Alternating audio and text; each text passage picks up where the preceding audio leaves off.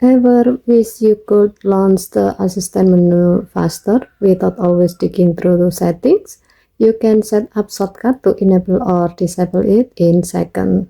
To do so, go to setting, swipe down from the top right corner of the screen to open up the quick settings panel, and then tap settings icon.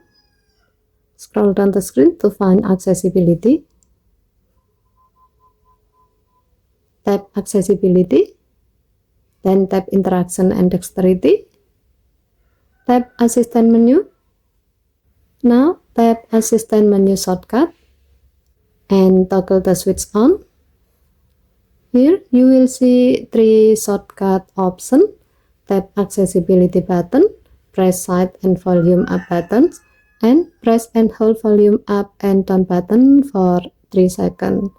For example, if you enable the press and hold volume up and down button option, you can instantly turn the assistant menu on or off just by holding those buttons for 3 seconds.